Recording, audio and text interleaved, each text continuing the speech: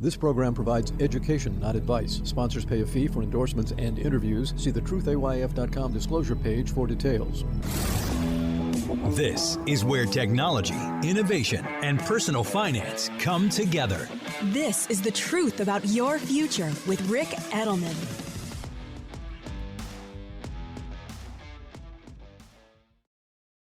Support for the truth about your future with Rick Edelman comes from Invesco QQQ.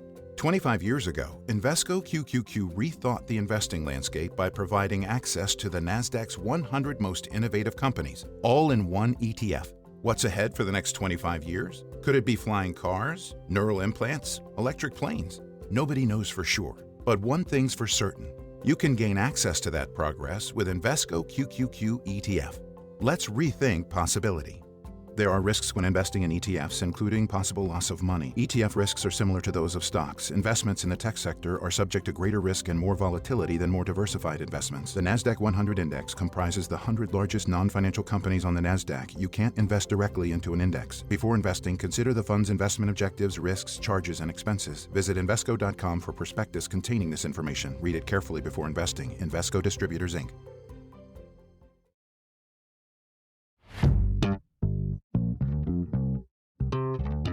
It's Thursday, October 17th. We're going to talk today in our continuing series on the presidential election and helping me resolve my conflict. I'm undecided. We're going to talk today about drug addiction, treatment, incarceration, along with the related issues of smoking and vaping. But before we do that, I have a couple of other topics I want to get to. First, a question from Doug. He's in Clarence, New York, about ETFs. Here is his question. Rick, I hear your advocacy for ETFs over mutual funds, and ETFs clearly have structural advantages. But one they don't have, if I understand correctly, is the ability to dollar cost average into. Do 401ks offer ETFs? Can I dollar cost average into ETFs in my brokerage account? Doug, no, yes, you're absolutely right. No, 401ks do not offer ETFs. 401ks are a unique breed, and they offer, frankly, not even mutual funds in many cases. They offer a technical version of them. Bottom line is, no, they don't offer ETFs. They offer collective trusts, which are clones of mutual funds in many cases, just for regulatory reasons that don't make a whole lot of difference here. Bottom line is, in most corporate plans, you can only buy these collective trusts or their mutual fund siblings, close cousins, clones, whatever you want to call them, where the fees are higher than they are for ETFs. Unless you do the following, many employers have an option that allow you to choose a self-directed 401k. If you check that box, you can now invest in anything, not merely the options made available by the employer plan itself. And in the self-directed option, you can go buy ETFs. So there's your solution there. Regarding your taxable brokerage account, can you buy ETFs and then dollar cost average into them? Not efficiently, because with a mutual fund, they often have a dividend reinvestment option, which I don't like anyway, because some funds pay higher dividends than others. Some funds pay no dividends. So I always prefer that you take the dividends that are paid by your investments and have them go to your cash account, and then you manually reallocate based on the needs of each investment relative to the overall asset allocation you're trying to create. So, does it sound too confusing, too complicated? Just read my book, The Truth About Money. It'll clarify it for you. So no, you cannot dollar cost average using ETFs, but so what? You can do it manually. The fact you can't do it on an automated basis, who cares? Most importantly, when I say you do it manually, I don't mean you do it manually.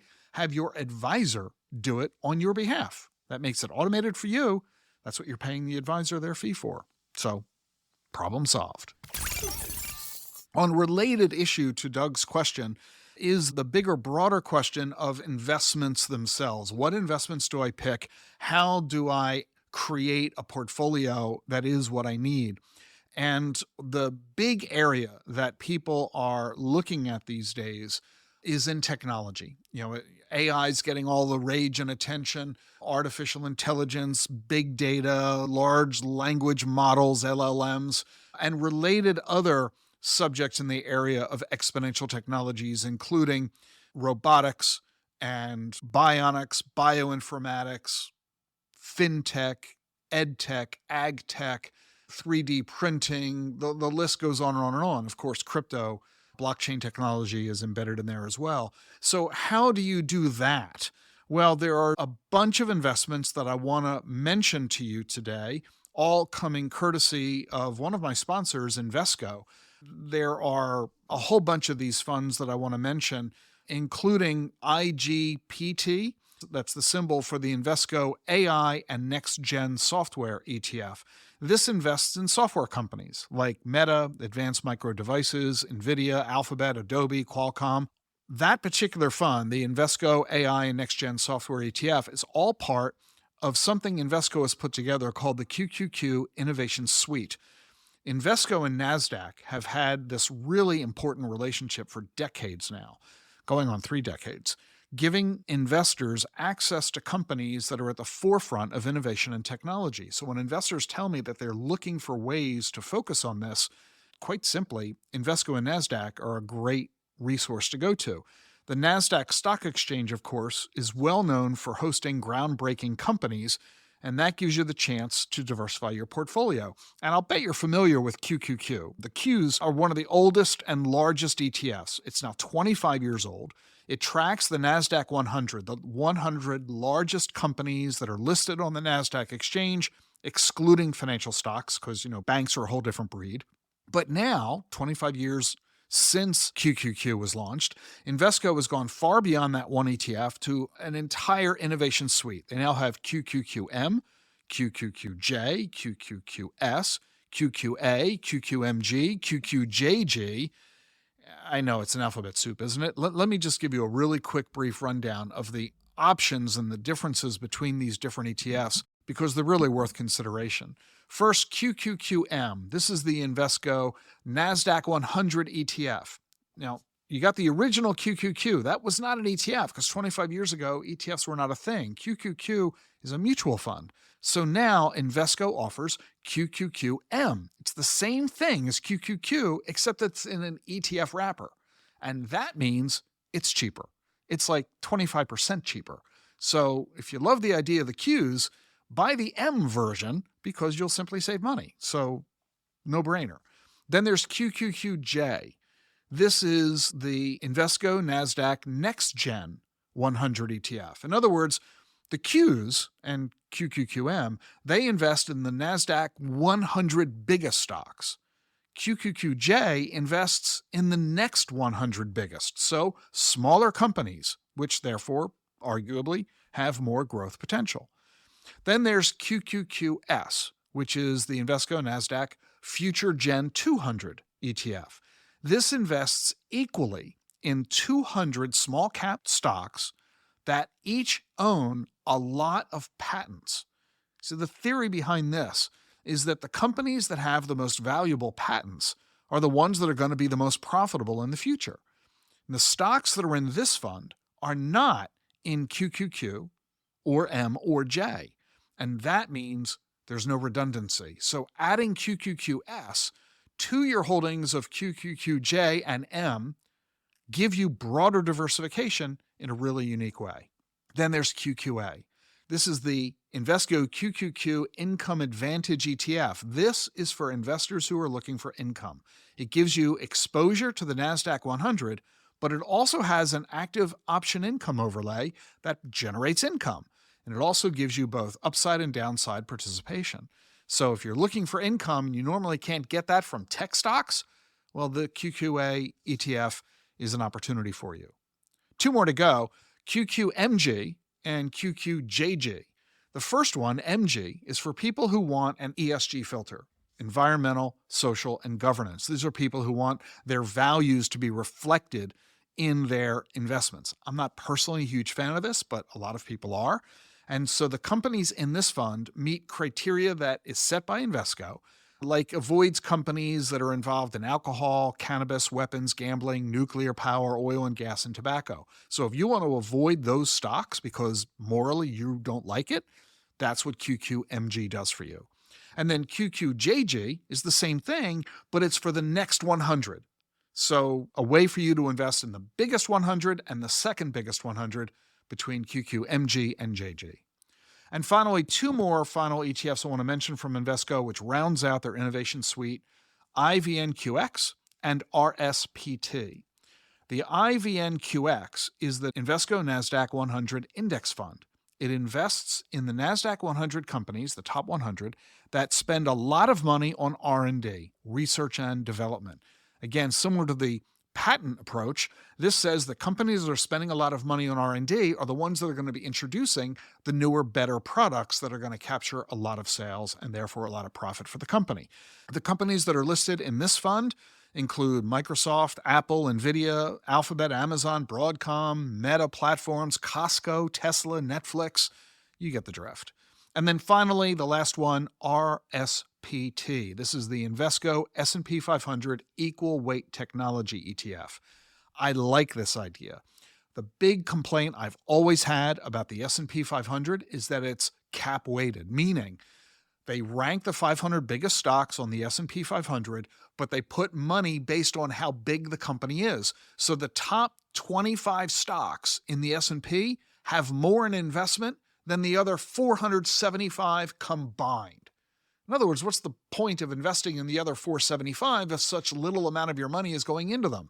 The RSPT solves that problem. It invests in all 500 of these stocks equally.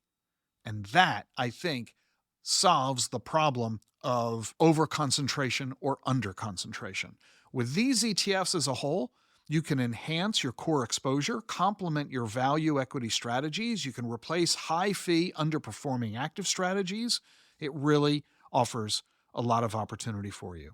So I invite you to check out Invesco's QQQ Innovation Suite. All that information is available at their website, Invesco.com. The link to it's in your show notes. If you're looking for ways you can improve the diversification of your portfolio, increase your focus on technology, Invesco's Innovation Suite is definitely worth a look.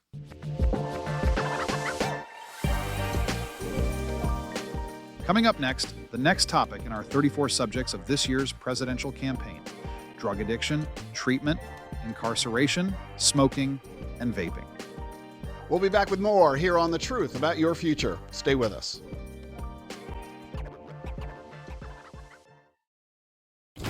Electricity, a big idea that's inspired countless new ones. From powering the light bulb to virtually powering our entire lives. 30 years ago, State Street launched the Spider S&P 500 ETF, SPY.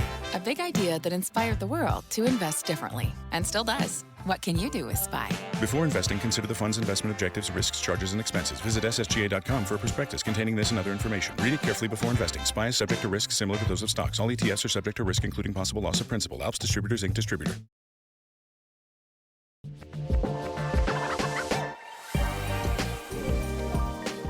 Welcome back to The Truth About Your Future. Now, let's move on to today's topic in this 19 podcast series. We're covering the 34 subjects within the presidential campaign. Today's focus, as I mentioned, drug addiction, treatment, incarceration, smoking, and vaping. And I got to tell you, this is going to be a short conversation for the simple reason that neither Donald Trump nor Kamala Harris has said anything on these subjects that frankly are worth mentioning. Even though surveys show that when it comes to the top threats to public health, Americans say they consider opioids, like fentanyl, to be as big an issue as obesity. We're worried more about addiction than we are about guns, and that's saying something. But Harris and Trump have had lots to say about guns, but virtually nothing to say about addiction. The fact is that 48 million Americans have a substance use disorder. More than 100,000 people die from overdoses every year in this country. It affects families of all walks of life, every race and religion, every economic status, from poor to super wealthy. But only 13% of addicts in this country get any treatment at all. There's a bill in Congress, but I couldn't find any statement from Harris or Trump about it. Do they support it? Do they oppose it? I don't know. And they are silent on education and prevention. Kids come across counterfeit pills these days that look like Xanax, but actually contain fentanyl. A single dose can turn you into an instant addict or even kill you. And what do Trump and Harris have to say about it? Pretty much nothing. The only thing I could find recently is a statement that Harris made saying she'll double the money that the Department of Justice spends fighting drug cartels. I couldn't find out how much money that is or whether that's going to make any difference. So, this is a sad draw. Neither of them get my vote on this topic, and that is a shame. Hey, while I've got you, what are you doing on Wednesday, October 23rd? This is a really big deal. We're doing a special webinar, 2 p.m. Eastern, how to factor longevity into your financial planning. I mean, do you have any idea how long you're likely to live? If you're a financial advisor, do you have any idea how long your clients are likely to live? We've got massive ongoing innovations in medicine and healthcare, and it is extending life expectancies to an unprecedented level. People are living longer today than at any point in human history. And longevity risk, yeah, there's a risk to living too long, the risk that you outlive your money. So, need you to join me for this fascinating and important conversation to talk about emerging solutions that are designed to help you resolve this issue so you can serve your clients yourself in a really important fundamental way. Joining me is going to be Nate Conrad, the head of LifeX at Stone Ridge Asset Management. The webinar's free. If you're an advisor, you get 1 CE credit. Register right now. The link is in the show notes. Hard to imagine any topic more important than longevity. Wednesday, October 23rd, 2 p.m. Eastern.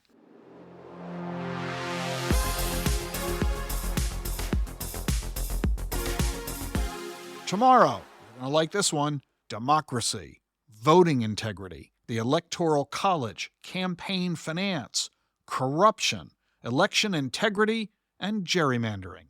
That's on tomorrow's podcast. I'm glad you're with me here on The Truth About Your Future. If you like what you're hearing, be sure to follow and subscribe to the show wherever you get your podcasts, Apple, Spotify, YouTube. And remember, leave a review on Apple Podcasts. I read them all.